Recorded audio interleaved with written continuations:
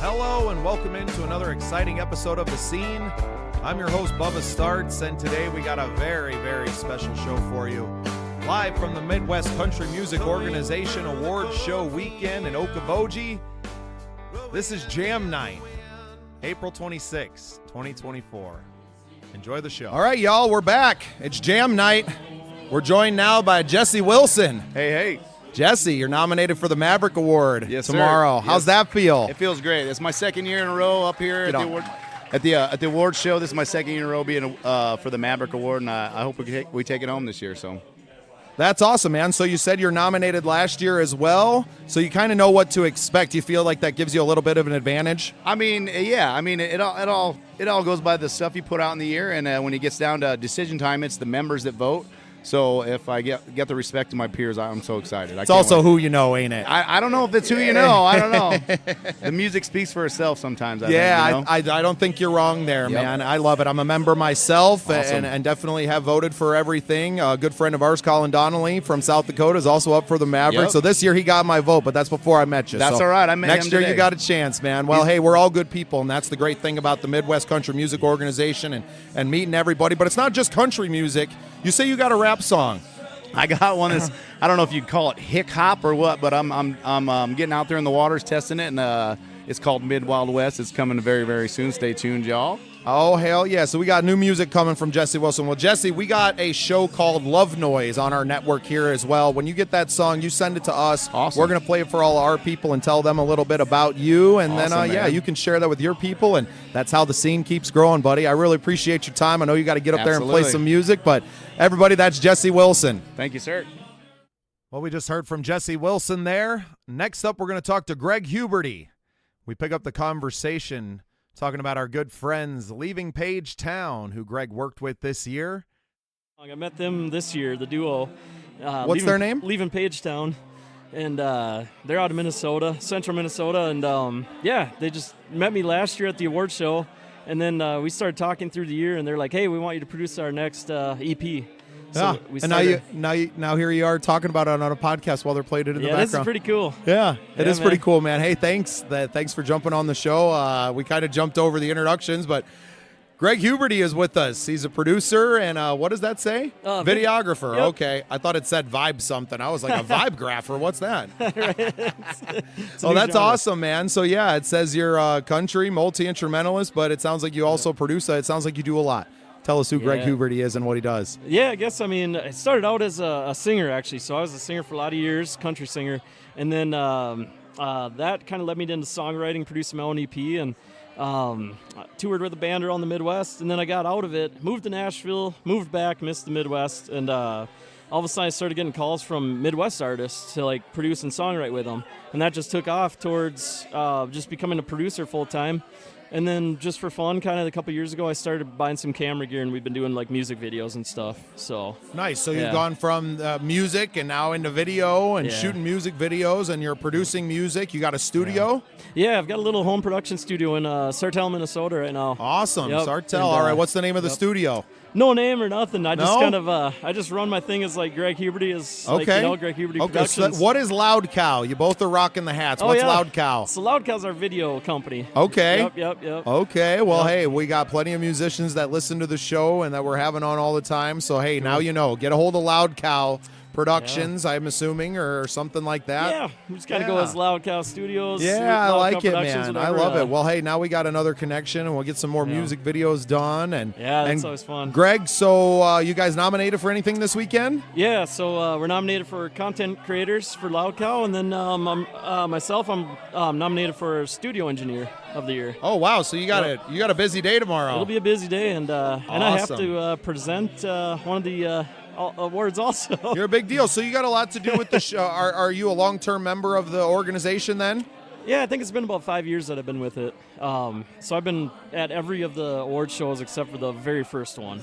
Yep, I got in right after like that year. So I That's love amazing. I love what the Orga's doing. So Oh yeah, this is crazy. I'm brand new, so I just joined Okay. back in February, and I didn't Nice. even have a podcast then. But I knew my wife and I, we and you guys on the podcast, you're gonna hear this a million times, but we honeymooned here 2 years ago. So to come back was an easy decision, right? And I didn't even know I was gonna have a podcast and be doing this, Greg. So Well, that's how congrats cool! to you. And now we get to do it, like we said, the synergy of the moment, and Exactly. how awesome to have you on, man. I appreciate you. Appreciate you having me on. Thank you. Yeah, nice to meet you. Thank you. Well, we just heard from Greg Huberty. Next, we're going to hear from Joe Flip. Joe builds oil can guitars, and he plays them pretty well, too. This was a great interview getting to know him from the Twin Cities. I give you Joe Flip. All right. Joe Flip, welcome to the scene. Yeah, thanks, man. Yeah, this is cool, dude. All right. What does it say here? It says you play the oil can guitar, Southern Rock and Americana. I'm in for this. We're going to Yeah. get a picture with that when we're done shooting here. But Oh, go yeah, ahead I and got a selfie in tell that us, thing. tell our listeners more about who is Joe Flip. Yeah, so it's the oil can guitar. My neighbor Mike was over a couple years ago, and long story short, we just destroyed a bunch of oil cans and gas cans and the guitars, and then we turned them into oil can guitars. So now that's the only instrument I play now most of the time. We're going to need pictures of this for sure. Don't worry, they're coming for our audio listeners out there. We got pictures coming. We have Well, pictures, that's awesome. we got videos, we got all kinds of fun stuff. That's floating great. around. Well, yeah, I'm sure just being having an interesting instrument, it's like that one guy, right? Where Yeah. you're intrigued just because you've never seen it before. So what does the music sound like? I'm kind of all over the place. I grew up like really loving like the 60s and 70s classic rock and blues rock, a lot of blues stuff. And then kind of over the years, it just kind of melded into like, I guess Americana is kind of like the wild card genre now because it's kind of a little bit of everything. So it's kind of like blues rock, Americana, Southern rock, kind of all that kind of stuff vibe with the oil can guitar, lots of guitar solos. So if you like guitar solos, that's... So is it all oil can guitar on stage for you? Yeah, 95% of the time it's just Right. me and the oil can guitar in the band rocking out. Sometimes I'll switch a guitar here and there, but most of the time just the oil can guitar. That's amazing. That's amazing. I love it. So obviously you have a unique sound. Yeah, I think so. Right. Yeah. I mean, that just kind of comes with the territory, right? And you're coming in. You're playing a version of what sounds to me, I call my band modern gypsy rock. So we took the Americana and went maybe one step further and went, well, yeah, but we like to rock out, right? We like to have some fun, and I love what a guitar and a power chord can do, right?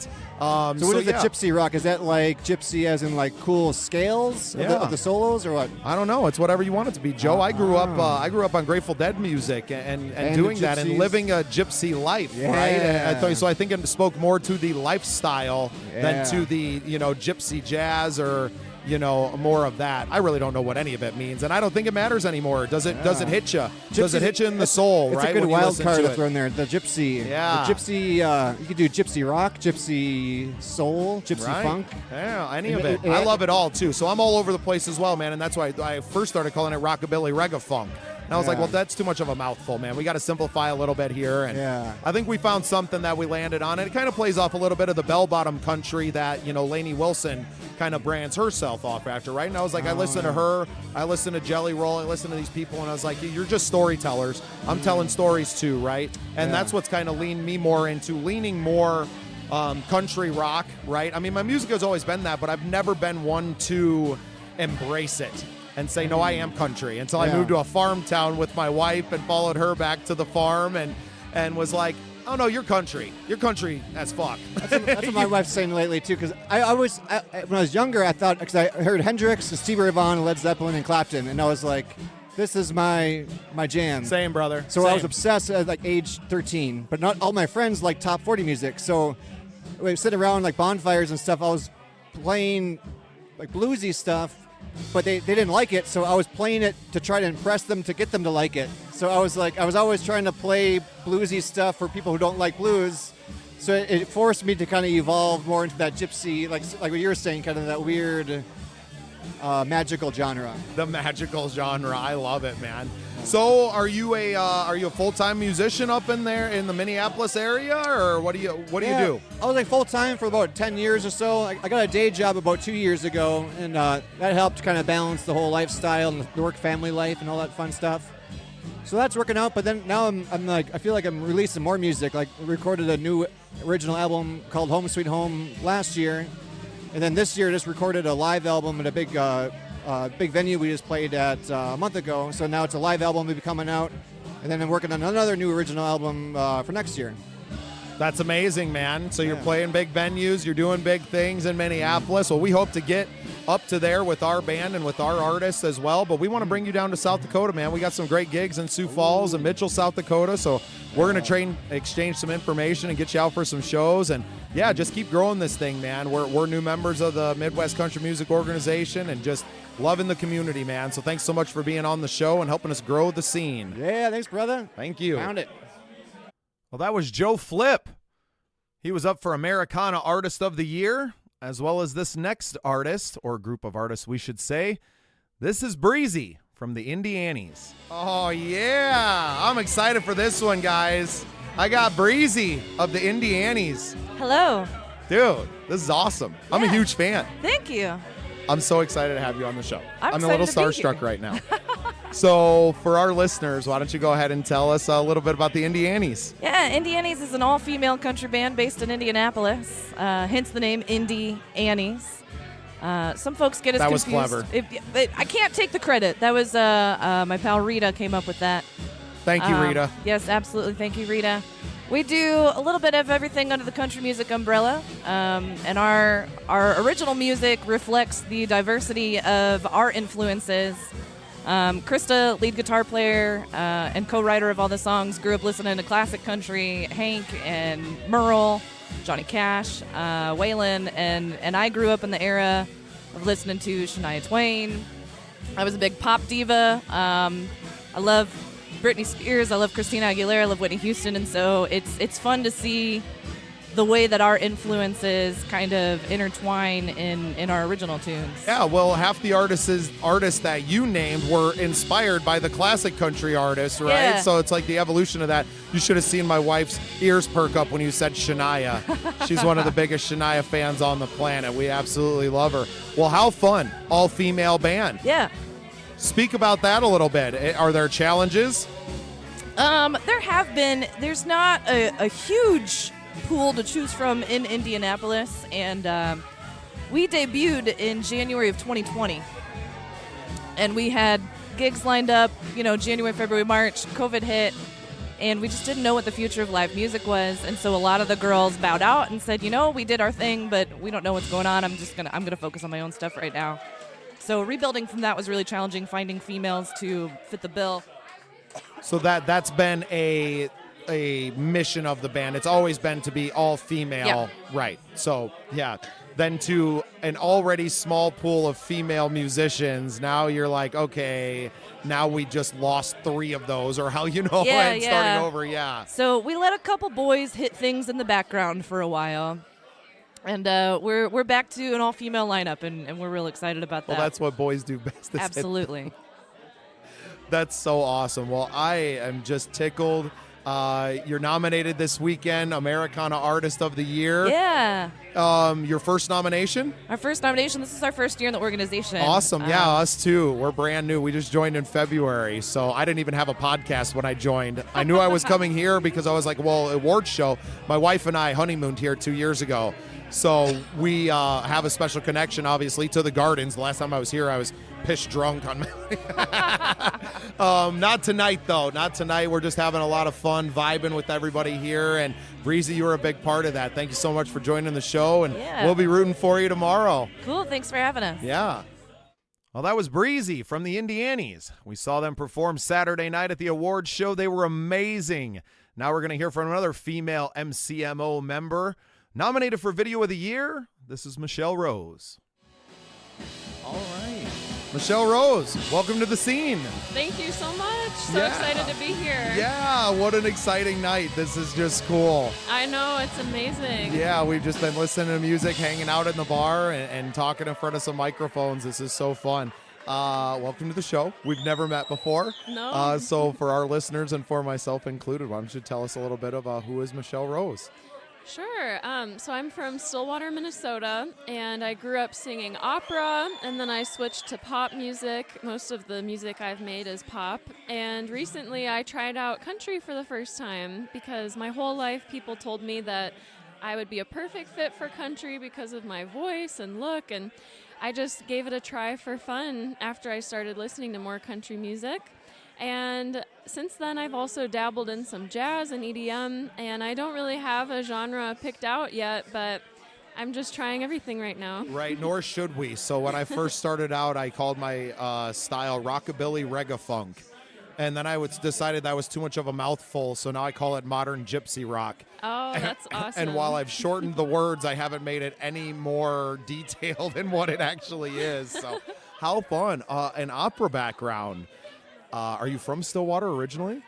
I was born in Minneapolis, but I grew up in Stillwater. What's Stillwater like? It sounds peaceful and serene, but is it like suburban Minneapolis, or is it out in the country? Is it? Kind of all of the above that you just listed, depending on Minnesota, where huh? you are. Yeah, in I'm a the South city. Dakotan, so even the geography of Minnesota is all new to me, and even where we're here in Iowa tonight in Okoboji and around here. So, Oh, yeah. how fun! So yeah, it's just so many of the people, especially Midwest Country Music Organization members, right? We all kind of are roots in country and rock music and stuff. And you're the first person I've talked to ever have an opera background. So how did you kind of get started with opera music? And yeah, tell us a little bit more about that. My dream was to be a pop singer since I was little, but I couldn't find any pop voice teachers in my area. And so my mom found a classical voice teacher, and I started training with her when I was 5. And when I was 16, she said, I really want you to start opera.